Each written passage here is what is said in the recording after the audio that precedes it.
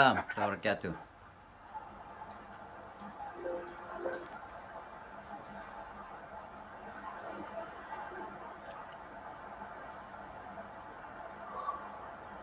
Hello, sir. Ready, sir? Yes, Okay. Over. yeah, we can start.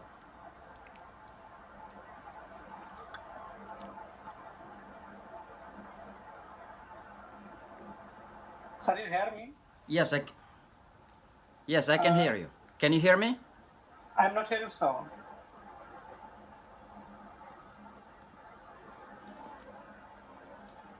Hello. Hello. Start 1, 2, 3. Can you? No? Hello. Yes, yes, Okay, yes. sir. Fine. Okay.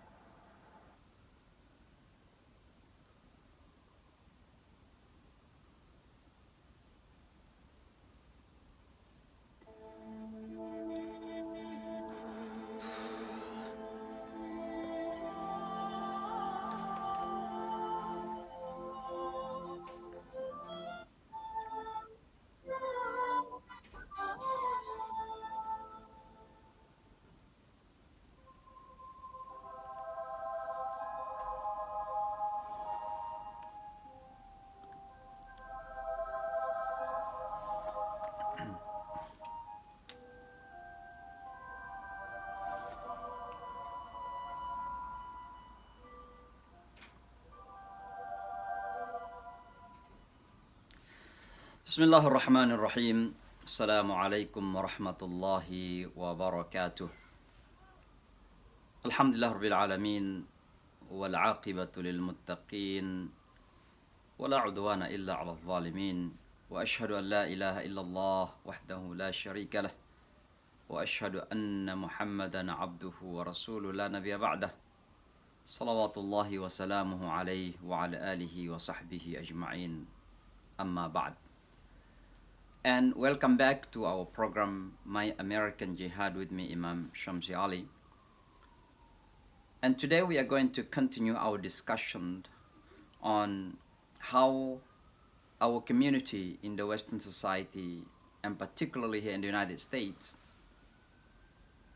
should prepare a future strong generation. And we are on the topic of marriage itself. Is the foundation of that preparation. We talk about the requirements of marriage. We talk about some important pillars of marriage. We talk about the urgency and the importance of marriage itself in Al-Islam. What does it mean to be a marriage in Al-Islam? And may this discussion can motivate and can encourage our youngsters to learn how to prepare themselves to enter into a new stage of their life. So today we are going to continue our discussion on some other important pillars of preparing a successful marriage in Al-Islam. Because marriage is not only a simple marriage. Marriage is not only about ceremony. It's not about wedding itself. It is about building a strong, solid family life. And for that to happen, there are some pillars that need to be established.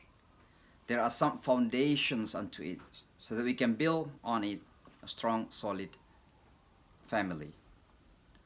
Now, we mentioned about the importance of intentions, and there is no doubt then that everything that we do in Islam must be based on the right intention. The hadith of Rasulullah ﷺ that says, إِنَّمَا الْأَعْمَالُ بِالنِّيَّاتِ is the foundation of every single act that we do in life. So that we can turn social things into rituals or into worship. Because our life is about worship. The second point I would like to underline here, for anyone to establish a strong foundation of a family, is about the importance of knowledge, al-ilm. And unfortunately, people overlook about the importance of knowledge when they come to the family life. Often we take that family as is something that is being guaranteed. You prepare yourself to marry, find your spouse, marry your spouse, and you feel that everything is fine. As we said many times before, that nothing can we achieve without knowledge. Rasulullah sallallahu alaihi wasallam says, "Man arada ad-dunya fa'alayhi bil-ilm." Even this hadith is weak, or even some consider it's not hadith. But the meaning of this statement, be it hadith or not, it says that man arada ad-dunya fa'alayhi bil-ilm. If you want this dunya, this material, physical, temporary life, then you have to obtain knowledge. You want to build your economy, must be with knowledge. You want to open your business, must be with knowledge. You want to establish your material, physical life solid, you have to have knowledge. Knowledge is necessary for our dunya. Man arada al-akhirah fa'alayhi bil-ilm. And whoever wants akhirah, happiness in the hereafter, that they have to have knowledge. As Rasulullah sallallahu said, "Man yuridillahu bihi khayran yufaqihu fi din." If Allah does want for somebody a goodness, He will make him understand the religion. Al-fiqhu fi din, understanding of the religion, is a key to be happy in the hereafter. Because only through knowledge you can practice the deen. You can pray correctly, you can do fast correctly, you can perform hajj correctly, and you can do everything in the religion correctly by knowledge, because our deen is not blind. فَعَلَيْهِ بِالْعِلْمِ. And then Rasulullah ﷺ said, وَمَنْ أَرَادَهُمَا فَعَلَيْهِ بِالْعِلْمِ. Whoever wants both, حَسَنَ فِي الدُّنْيَا وَحَسَنَ فِي الْآخِرَةِ, happiness in this world and happiness in the hereafter, فَعَلَيْهِ بِالْعِلْمِ, that you have to have knowledge.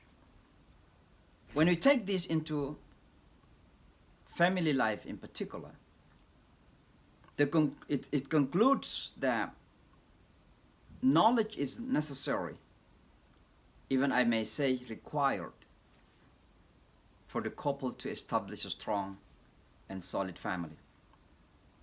One of the most important knowledge is about how the Quran and how the Prophet Muhammad sallallahu alaihi wasallam has left a legacy for us to follow in our family life. Because Prophet Muhammad sallallahu alaihi wasallam certainly is the best example for us.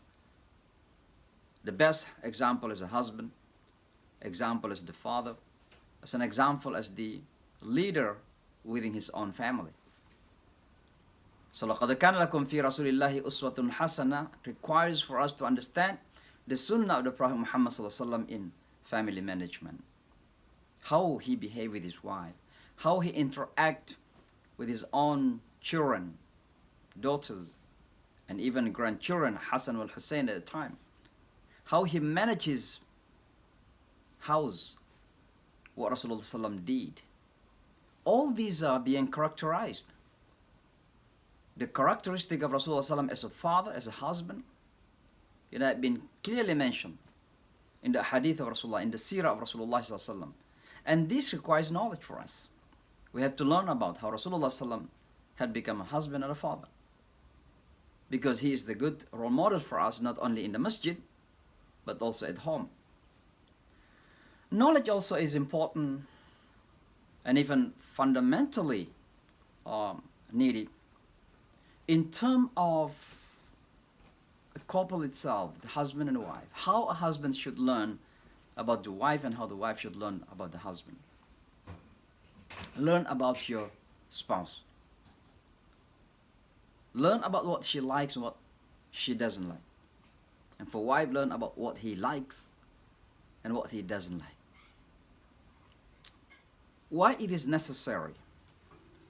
Because always between two people, what we call ta'aruf, okay, mutual understanding, mutual knowledge of one another. Okay.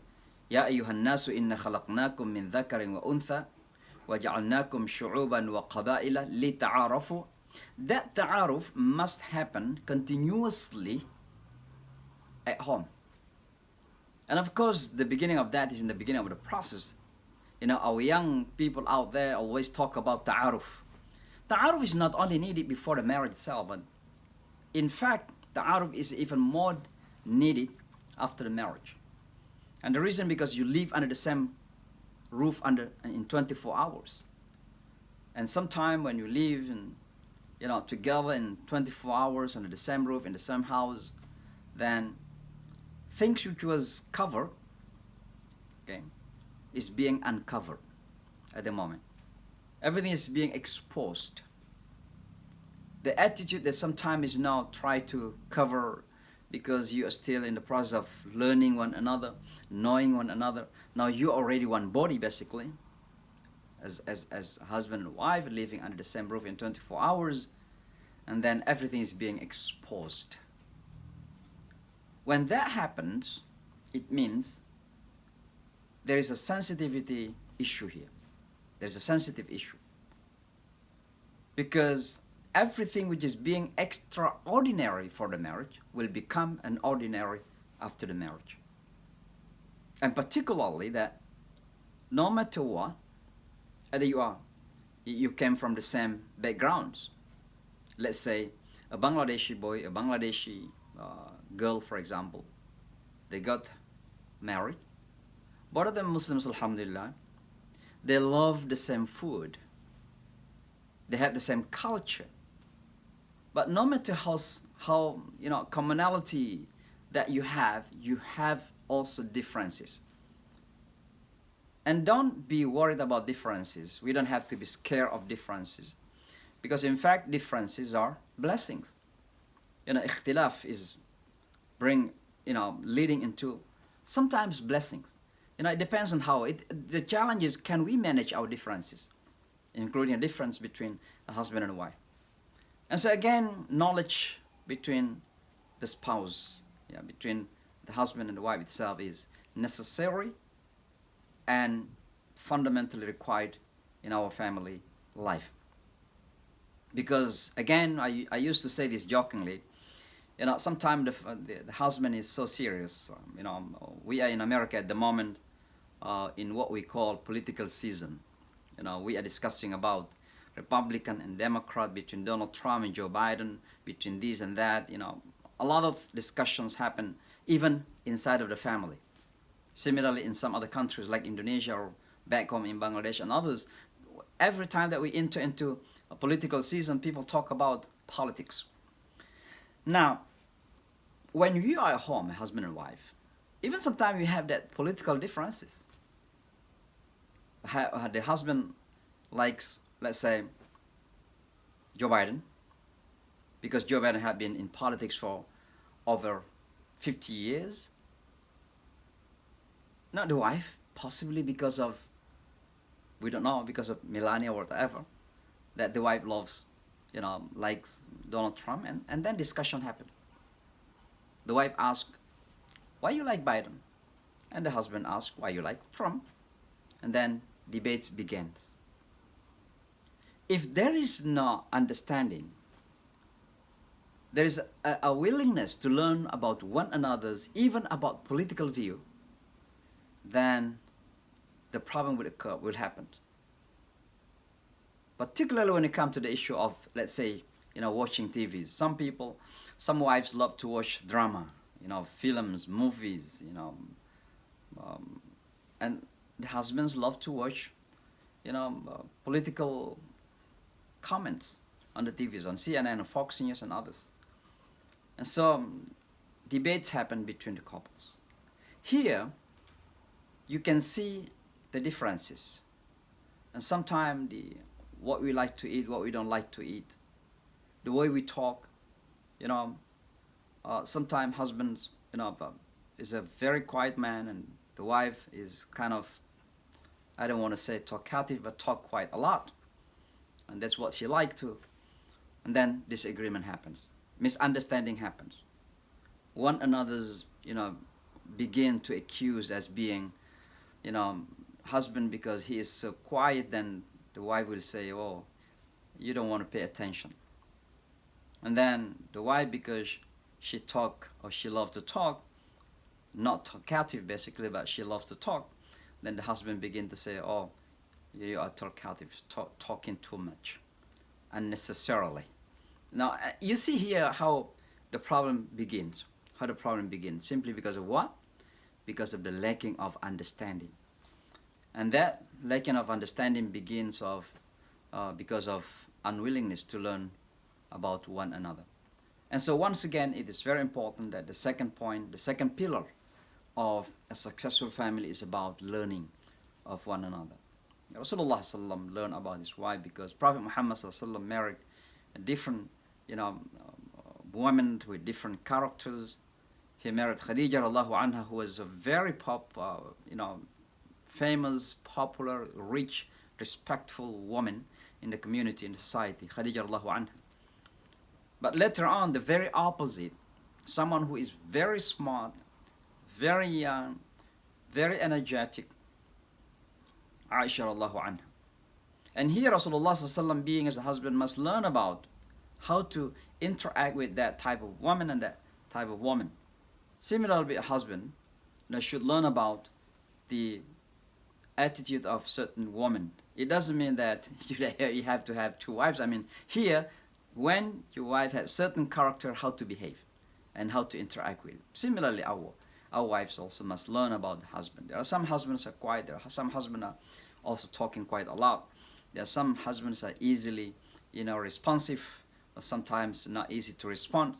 All these are necessary to know, because knowledge will bring you to an understanding, and understanding will bring you to a respect for one another. And when we can respect one another, you can grow the sense of compassion and love and responsibility for one another. Because once again, husband and wife's life is about zawj, partnership. And that partnership can only happen when the understanding between the two can be established. And that understanding can be achieved or be obtained when knowledge is established as well. So the second pillars of successful marriage is about knowing one another, ta'aruf in the language of the Holy Quran. May Allah subhanahu wa ta'ala bless us all and strengthen our family. May Allah subhanahu wa ta'ala save our generation. See you inshallah next time. Wassalamu alaikum wa rahmatullahi wa barakatuh.